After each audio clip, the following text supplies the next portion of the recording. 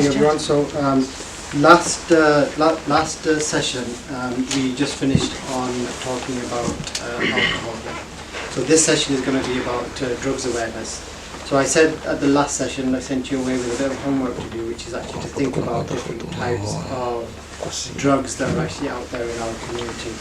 So I'm going to put it on the next screen in a minute, but can somebody tell me the different types of drugs that are actually sort of used on the UK street today, and their different kind of names? I mean, you can give me their, what do you call it, their street name or whatever you think they may be, but just shout them out, the ones that you actually sort of know.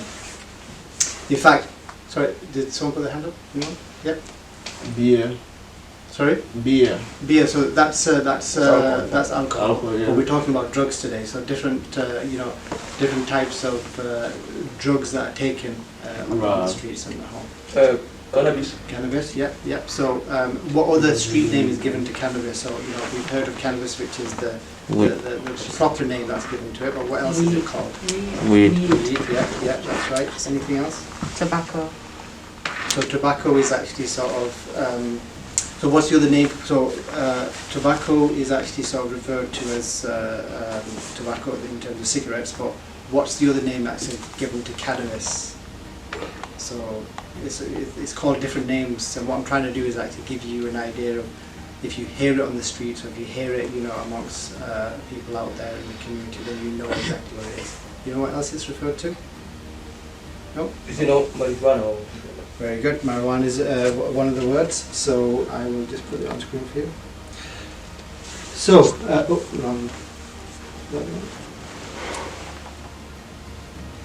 there we go. So, the different names on the street basically is called. So, cannabis is the main name, but you've got cannabis, you've got which is the main name. Then you've got pot. It's also referred to as pot. You've got bud. Bud refers to the actual. The main stem of the plant that's actually sort of used. Marijuana, someone actually sort of mentioned. Skunk is another word. Has anyone heard of the word skunk? So skunk is another word. Weed is actually sort of also used. Blow is another one, another street name. It's also called dope, quite common name in America and over here as well. It's called green, and it's called ganja, which is known quite well, and hash as well. So those are the kind of street names that people actually refer it to as. Yeah, and you can see some of the pictures there. This is basically what it's kind of referred to as well. So it's it comes in bags, and if people are selling it, they're actually sort of selling it like that. And it's known as well. I used to work in Manchester as well, and in Moss Side, and there was this is going back about 5-6 years ago, and there was a house that was actually raided because people were actually growing it inside their lofts. They were doing a business out of it, and they were actually sort of selling it, and there was a big police raid. And how they do it is actually they use almost like a greenhouse, because obviously to grow plants like that you need a huge amount of lamps and stuff like that to actually sort of grow it, to give it that heat. And this is what people were actually sort of doing. So, and then some of the telltale signs behind it is that if someone actually has a high energy bill, and it's actually sort of people can pick up on that kind of stuff as well. So, in terms of the next slide. So this is just some pictures in terms of what it's actually sort of looks like. Now you may have heard of it's become quite popular now to actually have cannabis in a legal form called hemp, which is actually available in different types of medicinal purposes. Has anyone heard of hemp? So hemp is actually sort of used in ladies' beauty products now as well as men's. So like in moisturising products, it's supposed to give you kind of that calming effect. You can rub it into your skin. You can actually get it in oil forms as well. So it's used as a herbal medicinal. It doesn't have that kind of mind and body effect. But what it does, it can actually have a calming effect, but in a very, very low dosage, which is actually sort of legal to actually use. And you see it, you can actually get drinks now actually sort of made by hemp. And those kind of things are actually sort of legal. But the illegal substances are the ones that we actually mentioned in terms of its raw format, which is actually then smoked or inhaled in different types of ways. So, where do you think most of the cannabis is actually sort of sold? In the world, where do you think it's actually mainly sold? From Jamaica.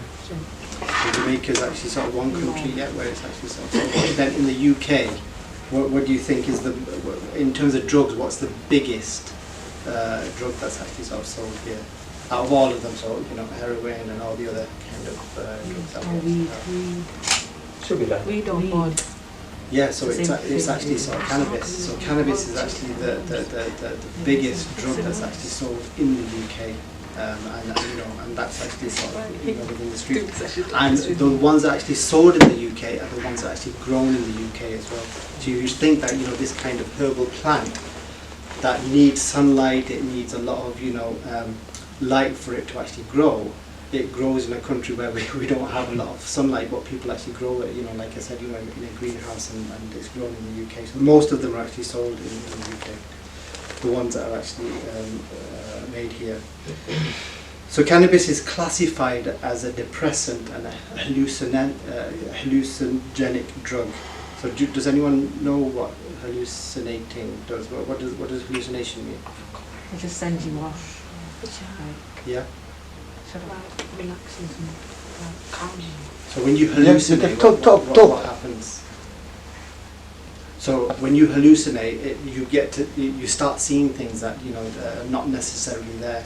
So things like, for example, that water bottle might start coming alive, or attacking me, or I might see a pastor as a different person. So these are kind of hallucinating effects that drugs actually sort of have on your mind and on your body.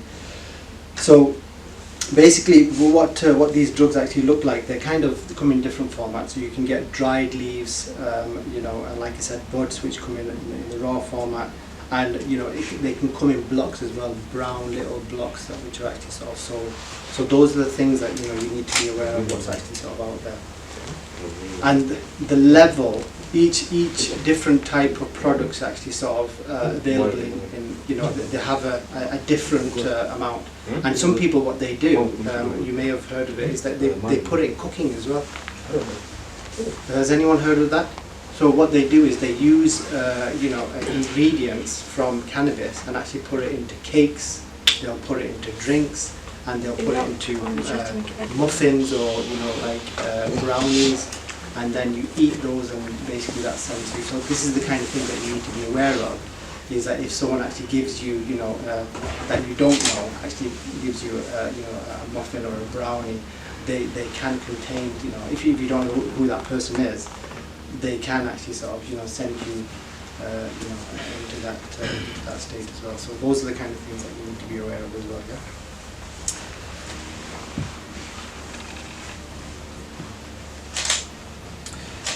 So this is one of the mythbusters. So cannabis is harmless, which is false. So cannabis does actually have as we mentioned before, it does have a hallucinogenic effect on your body, and it can actually sort of cause all sorts of problems as well.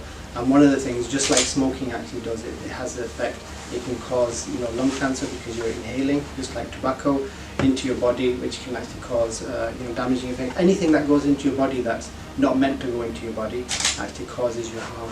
It can over a long-term effect.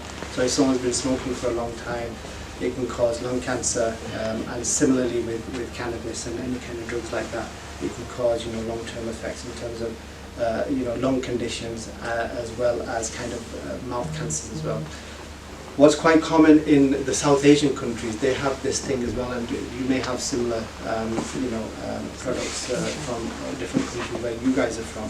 But certainly in South Asian countries, they have this thing which is called a baan. I don't know if anyone's heard of a baan. A baan is actually basically a vine leaf which is actually wrapped in different kind of sweets, and they're called betel nuts, which are actually put into, it's wrapped and you actually sort of chew it. And the betel nut is actually known now, after many years of research, and it's still taken by a predominantly Bangladeshi community, which can have some kind of mild hallucinogenic effect on the body, but long-term effects in terms of medical conditions can cause mouth cancer and mouth ulcers as well. So, you know, it's about knowledge and information. Now, you know, a lot of Bangladeshis, you know, as long as they've got the knowledge and information, they can make the right choices in terms of whether they should continue to take it or whether harmful effects it can actually have. Similarly, when someone's actually sort of taking a drug, whether it's similar, you know, when you're actually sort of drinking alcohol as well, cannabis can actually have, you know, we were talking about the effects on the mind and the body. When you're actually taking cannabis, you know, if you're in a state of influence, whether it is drugs or alcohol, and you're driving, it can actually have an effect on your driving, because obviously your state of mind is actually sort of not focused on actually, because obviously who here drives? Anyone drive? Not yet? Yeah. So, you know, when you're actually driving, you have to use all your senses anyway. So you're behind a big machine, you know, and you're controlling a 1 ton, 2 ton car. And if you're driving that car, and you have to use all your senses, your hearing, your sight, you know, nowadays when you take a test for driving, you know, it's about, and those people who are going to be taking driving tests, you know, you have to do a theory test now, you have to do this thing now, which is actually sort of, you have hazard perception, for example, which is, you know, you have to have your third sense about you. So if you see a car coming out from the side, you have to sense whether he's going to come out of that junction or is he going to stay. So you have to use all your senses. So if you're under the influence of a drug, your senses are actually sort of, you know, not in the right place, and you're not able to make the right judgment, and that can cause you to actually have, you know, almost fatal accidents if that's the case. You've seen road accidents happen, and the effects it can actually have on people, devastating lives and taking lives as well. So we need to understand that. So in terms of making, you know, poor judgment and you know, not making the right decision. So, you know, if you're under the influence, this is basically what it can actually have. So, you know, obviously that's one of the things to take into consideration. So you'll be pushing that type of drug. Once again, it's a very powerful kind of anesthetic, and it tends to be used in the agricultural industry and in the farming industry, which is an injection which is actually given as a horse tranquilizer. So you can see the powerful effect. I mean, our bodies are nothing like a horse, but you know, these tranquilizers are tend to be given to a horse, and if we're putting that kind of thing into our body, just imagine the effects that it can actually have. And what people tend to do, and it's very dangerous to do that, some people actually mix that, you know, that ket or this K, special K, into other substances, which can actually have even more of a damaging effect on your mind and your body as well. So these are the kind of things. Normally they actually come in this format, but you know, you can see most of this stuff is actually sort of clear liquids, so you can't even tell what it is. So if anything's actually put in, I mean, when we go to the doctors or have, you know, our COVID vaccinations or our flu vaccinations or any kind of, you know, immunization, we trust the doctors in terms of, you know, the immunization that they're actually giving us. But if you're out there on the street and someone actually hands you a bottle with a syringe and says, put this in your body, you know, it's questionable, isn't it, in terms of whether you would actually sort of do that.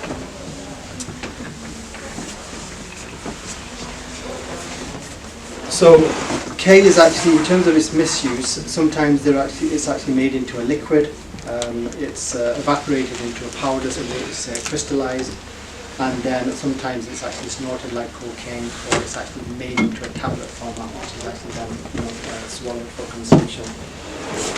And, you know, obviously if you're injecting it, obviously that can actually have, you know, the effects on, or even more so on the reason why people put it into a liquid form. Does anyone know why someone would actually put drugs into a liquid form rather than a tablet form? And the reason why you do that? It's not visible. Sorry, you're going to have to speak louder because obviously you've got masks on.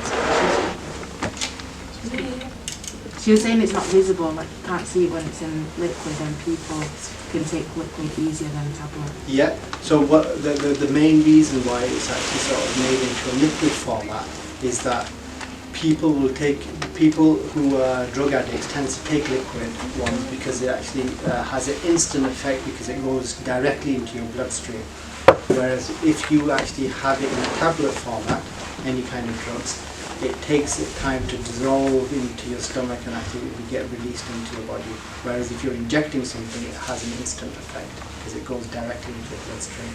And that's why one of the reasons when you see drug addicts outside, they tend to, do it through injection because they want that instant hit. They want that, that hit straight away. So there's, a lot of risks behind that as well. Okay. So, in terms of K, the feeling that you actually get from actually using K is that you have this almost kind of your body goes into a state of shock, because if you're putting this kind of drug in your body, you have a feeling that you can't move anymore. And when I think about it, who would actually want to get into that state where your body doesn't want to move? But it's the kind of the feeling that people get, drug addicts take it, because that instant hit that they actually get from it, and it gives you that that kind of feeling that that your body is actually sort of injured, and some people like that kind of feeling. They want their body to go through that kind of injury kind of feeling. And that's known as the state of K, which is also called the K-hole. So you've entered into that zone almost, It can lead to confusion, anxiety, panic attacks, and you have short-term and long-term memory loss, and those are the effects that you can actually sort of have. So when has anyone heard of dementia? Yeah, so so it can bring on early onset of dementia and Alzheimer's as well, because you start losing your memory. And obviously we know dementia and Alzheimer's is actually an older person's, tends to be an older person's kind of issues, but people who are drug users, it can actually bring on onset of short-term and long-term memory loss as well. Sorry, you had a question? Yeah, about a thing, about a joke thing, that's what you're talking about, like short-term and long-term. Yeah. It's about how you see yourself, like what kind of drugs you take, and like and you just about knowing like where about people if let's say something, if you're smoking this, if you're smoking that, so you just gotta know like how you smoking it, because if you carry on in it, because at the end you won't gonna know what could happen or anything like that. Because you're pushing yourself into that. Yeah. Because you're not stopping yourself where you're like, you're not thinking anything. Well, what I mean, from my experience and from my line of work in terms of what I've done, I've seen young people who have actually, they've started off just while they've been in school and colleges, just by recreationally smoking, so taking up tobacco as a drug. Yeah. They will then actually go on, obviously if you had a first cigarette in your life, it gets to your head, you have that hit of nicotine, which actually sort of gives you that little bit of high. Then when you start smoking regularly, then you don't get that same hit that you actually did when you had your first cigarette or your second cigarette, And then people look for, further highs, and then they look towards, where else can I actually have that will give me that further hit? So they look towards cannabis and the different types of cannabis, and that's how people actually get, involved in other types of drugs. So yeah, it can actually have that effect, long-term effect, on your body. So it's, and we mentioned this last time in the last session about, how much you drink, and in terms of drugs as well, how much drug you put in your body will actually have a different effect on each one of you in this room in a different way, because of your build size or your height size or your body size. So everyone's actually sort of different in terms of that. Yeah.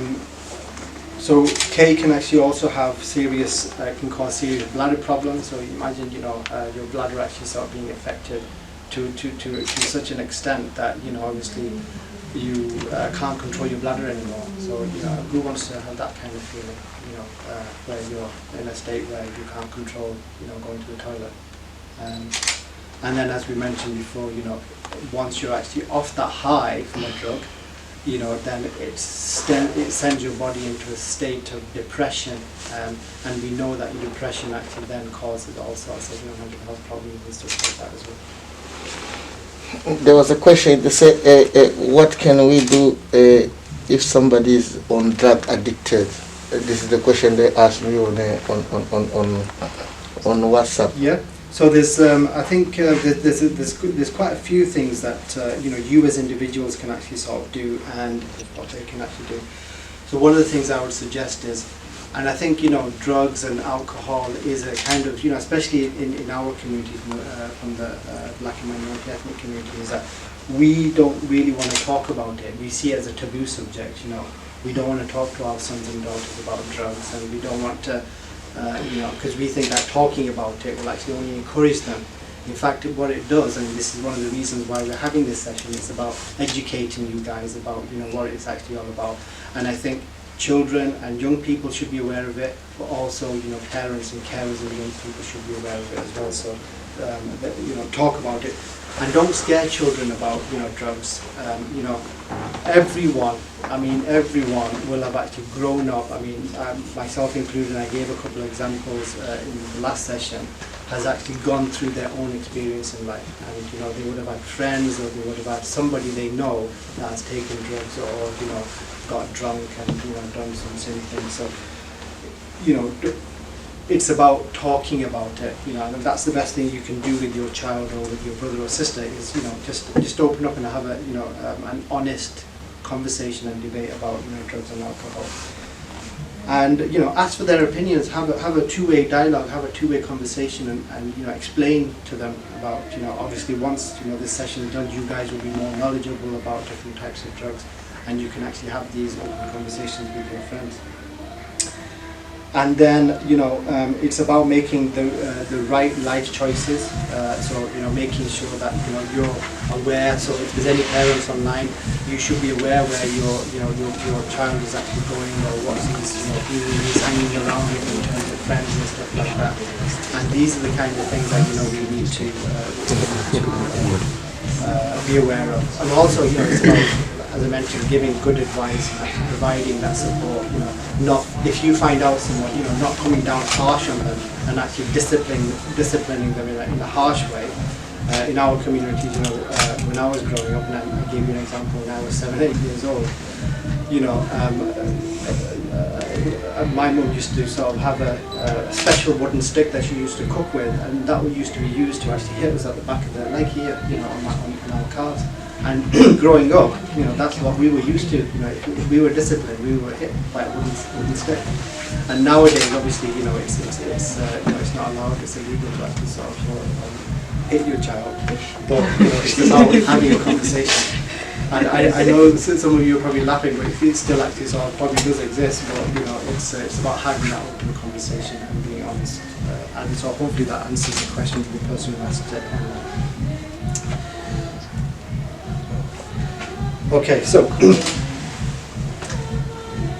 the next one is cocaine. So I'm sure most people have actually heard of cocaine. So if you haven't actually seen it in real life, you would have actually seen it in many kind of different programs or movies that you've actually sort of seen. Famous guy from Colombia who used to sort of import it, Escobar, who used to mass produce it. And actually, so if you haven't heard of it, Google Escobar online, and you'll actually see the devastating effect. There's a massive economy in Colombia, and it still is to this day in terms of exporting cocaine. But that documentary actually showcases how one person actually ran a whole country based on actually supplying. He was bigger than the Prime Minister. He was bigger than any kind of big diplomat. He was more or less running the country, and he was using the money. He was known as the Robin Hood of the local area, and he was feeding the poor with that money. He was setting up local schools. But then it gets into a debate of whether even though he was doing that, was it right based on on him actually sort of doing something which is killing millions of people by taking the drug? And it becomes a kind of moral dialogue, it becomes a moral kind of conversation.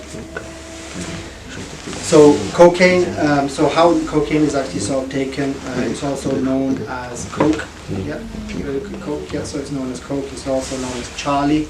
So if you heard it actually saw on the street, or if you see it in the movies, also known as sniff, and it's also called Gale as well. Yeah. So it comes in many kind of different kind of formats. It's also called crack, and crack is actually more in a kind of a crystallized format, which actually comes in rocks or stones, and it's also called bones as well, because it's a harder crystallized format. And the effect of it is, once again, it's a stimulant. It actually sort of has that kind of mind and body effect, so it affects your mind. And once again, in terms of how it's actually used, people actually smoke it. You can actually inject it.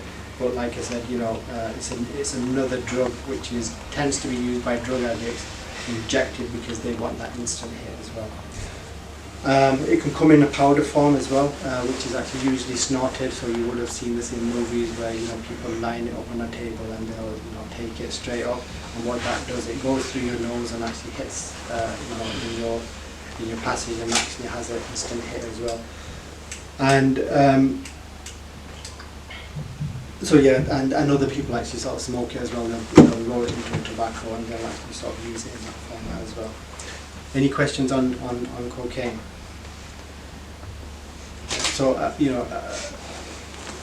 what surprises me is in terms of the street value of some of these drugs as well. Yeah. So where you get, I don't know what the street value of cocaine nowadays is, but you see young kids from what I've actually sort of experienced through my job roles, is that kids either selling it or either buying it. So young as like in their teenagers, where are they getting this kind of money if they're getting 1 hit a day or 2 hit a day? So if a packet costs between 20 to 50 pounds, where are these kids actually getting 50 pounds a day? To actually sort of kids nowadays, smoking at a young tender age. How are they getting money to actually sort of buy cigarettes from the street, from the shops and stuff like that? A cigarette packet nowadays costs what? 15 pounds, 10 pounds, 12 pounds, something like that. And these kind of goods cost anywhere between 10 to 50 pounds. So the question is, if kids have actually got that kind of money, either their parents are doing really good or they're doing something to actually sort of get that money.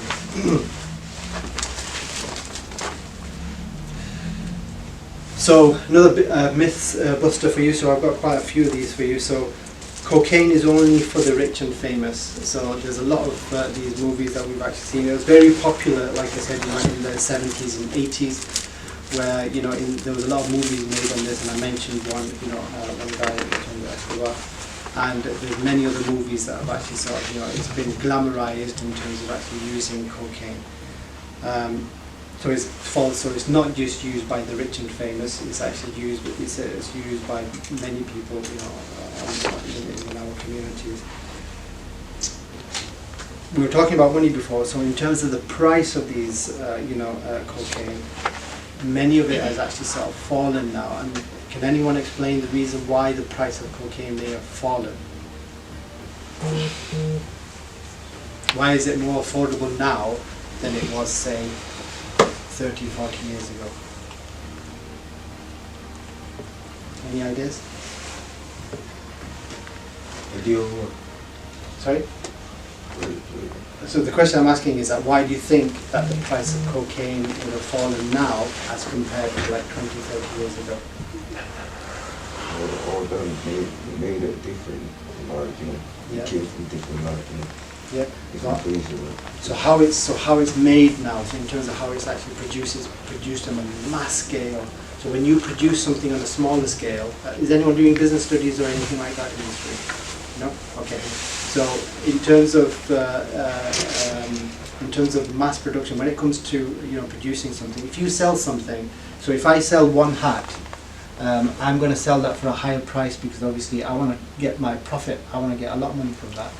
But if I'm making it on a mass scale, then my profit margin will be smaller. I'll sell it cheaper because I've got so many hats to sell. So I will make more money if I create more demand for it. And this is why one of the reasons why the price of cocaine has actually come down, because it's being mass produced now on a scale. And as the brother said, is in terms of how it's produced. So it's easier now to produce cocaine than it was, say, 30 years ago, because there's instruments available now, there's machinery available now that actually sort of will make it quicker. Now, if you watch some of these documentaries, and I advise you to go and see how some of this produce is made. I was amazed when I actually saw a documentary on when I first watched it, on how they actually sort of extract cocaine from from these plants, and they do it by actually mixing all these different kind of chemicals in it. And then petrol is one of them, and all these different kind of substances that go into actually sort of make this product. So when something's actually produced like that, and it's used all these kind of different chemicals, why would you want to put something like that into your body just for that hit? Because obviously all those chemicals have actually gone into your body as well at the same time. Imagine cocaine being made by petrol. That's just one, and then there's other kind of hydrochloric acid and all that kind of stuff that goes into it. So it's perceived more now socially acceptable than it was amongst teens compared to 20 years ago. And as I mentioned before about it being more glamorized, because it's just like we have Instagram and TikTok and social media now. 20, 30 years ago, there was none of that business. We didn't have any social media then. So now there's all this kind of marketing where you see young people, doing all these different kind of things. So many, how many times have you seen something on Instagram that becomes a trend that people start following, or how a girl certain way that she dresses, that you tend to follow that fashion, or a guy is actually sort of doing. Wearing certain kind of trainers, that you want to get that kind of trainer as well. So drugs has that same effect as well. So if it's marketed that kind of way, and it becomes more socially acceptable. So this is the kind of this is why sometimes social media can actually have a more of a damaging effect than say 20, 30 years ago, where it was only through a friend or through word of mouth you used to get to know about these different types of drugs. So I mentioned there, so celebrities' reputation appears undamaged if they're caught. So, many times celebrities, when they've actually been caught, they've been, reminded by the police, they get told off, slapped on the wrist, and, they fork out maybe, some money and as bail money. Number one, do you have the bail money to actually sort of get ourselves out? And, it's those kind of things that has more of a damaging effect on the individual.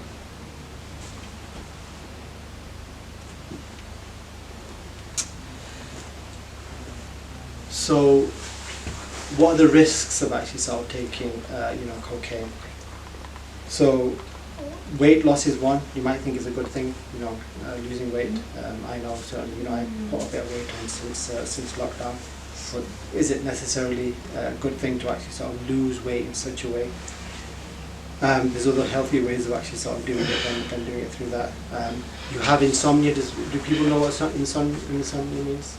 No? So lack of sleep. So basically you're in a state of awake. So if, say for example, how many times have you been in a classroom, you're listening to the teacher, but you don't actually hear what's actually going in, and it's just going through one ear, but you're just, you're looking through the teacher. Yeah. So that is one version of insomnia. So you're in the room, but you're not actually there. You're having it almost out of a kind of out of body experience, and that's what insomnia means. You're in a state of awake, but you're asleep. Your mind is asleep. It's not awake. You have your body. You have an increase in temperature. So your whole body is actually sort of changed. In terms of the effects it actually has on you in terms of biological effect. Your heart rate actually changes. If something goes into your lungs, it has an effect on your lungs as well. So your whole kind of breathing and your heartbeat, everything changes in terms of your biologics. Your temperament can change as well. So if you've had a hit of a certain drug and then you start slowly weaning off, your behaviour and your personality changes, and these are some of the telltale signs of your individuals that people look out for. So if you're normally a quite shy person, you know, after having taken a drug or cannabis or whatever it might be, it changes your whole personality. So you become a person that you're not. So if you're quite a shy person, you become an extrovert. You become more open and laughy and jolly. And then once you're off it, then you have it's called a crush, where you actually sort of have a massive crash, and you then become depressed. So you go from here to here to here, and that state is basically where you become you become depressed, and it starts actually having an effect on you mentally in terms of who you are. It changes who you are as a person. And the other things it mentioned, as I mentioned on there, it can cause vomiting and dizziness. It can lead to kidney failure as well, and then especially some people, when they're actually snorting cocaine and they're actually sort of sniffing it, it can damage the inside of your nose. There was a celebrity, I don't know if you've seen, I forgot the name of the celebrity now, but there was a woman, a quite famous woman, and she used to snort cocaine, and the whole, this bridge of your nose here in the middle, all of that gone, because obviously it's a chemical, and obviously if you're snorting the drug, the whole bridge of the nose now, right? It basically, it's a chemical, obviously it's going to burn you. And I mentioned to you before, in terms of the substance, in terms of what's put into that drug, hydrochloric acid and petrol and all that kind of stuff, it has an effect on your body. And this girl had so she doesn't have a proper nose now, she just has instead of 2 nostrils, she has 1 nostril. And that, obviously has had an effect on her breathing as well, in terms of her throat and her nose.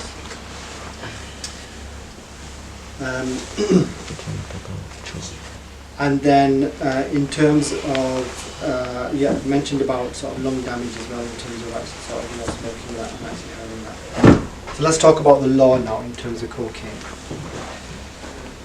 So if you're caught with cocaine, it's classified as a Class A drug, you can get up to 7 years in prison. So it's more than, obviously, as I mentioned about cannabis.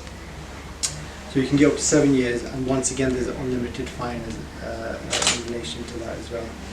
And that is also in terms of whether you're caught supplying it or whether you're caught producing it. You can get up to life in prison. And you know what life is? You know how many years life is? Until you die. Yeah, but how many years is classified as life? 70. So when you actually put away the standard, is basically 25 years. Because obviously 25 years is basically your life is gone, isn't it? Oh. 25 years is life in prison. So if, say for example, if you were caught with you were caught with the drug at the age of 25, 25 years takes you to 50. That's basically half your life is gone. So that's what's classified as life. But life doesn't mean 25 years, it can be upwards of that. So, they can actually put you away for 30, 40 years, or unlimited as well, depending on, it depends on the amount of cocaine you're actually caught with as well. And then once again, it's unlimited in terms of the fine that you actually have. So, any questions on that? Any questions online, Pastor? I think any question, if there's not any question, maybe one person might go there in front just to tell a little bit what he was learned today. We'll come on to that. Yeah. Any question now, so far? No? We got quite a bit to get through yet anyway, Pastor, so we'll just do it. Has anyone heard of nitrous oxide? So I think, I mentioned this before, these silver capsules that you actually sort of see. So when I was just parking outside, I saw some on the street, just on the side here as well. And these are, and I think I mentioned it in the last session as well, and I alluded to it. This is it, sorry, have I put it on the screen there? Can you see it? Yeah. So this is basically it's a smelling gas. So it's the stuff that you put in the balloons. It's the stuff that goes into canisters when you're actually making whipping cream. And inhaling that in large quantities actually causes you giddiness, and it gives you that kind of creamy, floating kind of effect to your mind. So people either inhale it through their mouth, or they'll actually sort of have an instant hit into your nose. And once again, it's a chemical. So if you're putting a chemical into your body, then that's the effect it can actually sort of have. And there is a link. So Pastor, if we can actually sort of send that out after the session. What you thought of the session? I thought the sessions were interesting. I learned a lot from it. So what would you do as what did you get out of it personally by attending? I know I know not to take drugs at a young age because the effect that it will have on my life. Just not to take drugs. Okay. And what will you do as a result, as an outcome of learning the information, the knowledge you've got from? I'll share the news, tell friends not to take drugs, to help people not to take drugs at a young age. Very good. And do you feel more knowledgeable having attended the session? Yeah. How did you find the session? The session, was good, isn't it?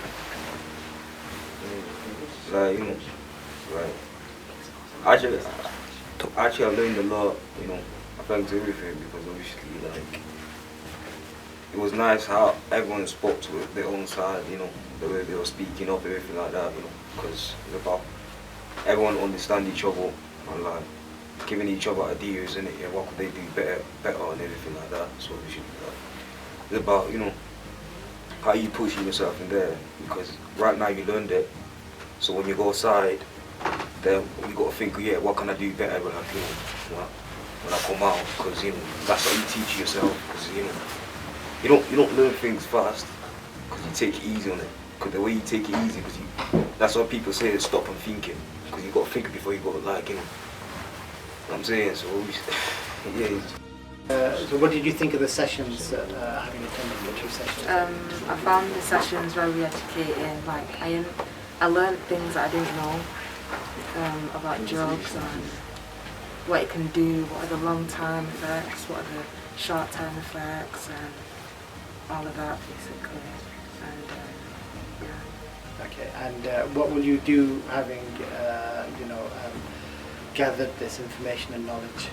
Obviously not to do drugs, because obviously, it can, in the future, it will do bad things to you and stuff like that. And teach other people, what I've learned today. I'll speak to other people who I know and what it can do to them and stuff like that, yeah. And teach, obviously, my younger siblings at home. Yeah, very good. After learn something, is very important to use now the time you're going out to help other people, and also the way you give us the feedback to make more session, more workshop, the way you can increase more, not only drug and abuse and alcohol, maybe we can do something else, the way somebody asks the question, mental health, we can add that as well. Also something, what else? Come again? Depression as well. Now we can add all this together, because it's for community need. Then we work about that. Also we explain the teacher to see the way we can get more fun, to see people they might meet together to keep in learn, because he can help our community. Yeah. Then we say thank you very much for all of you guys who participate, and everybody who follow us in Facebook Live, in Zoom as well. Thank you very much. Anything next time we will keep invite you maybe in advance 2 to 3 weeks to see the way we can be together to help our community to reach, to integrate in life in UK. Thank you very much. What's your name? My name. The call me Aime Frederick Saidi, and I'm a chairperson of Bethel Pentecostal Church. Also, I'm a pastor here in Manchester. I love you all. I love you. Thank you very much. Thank you very much. Then you get better after this. Bye-bye. Oh, very good.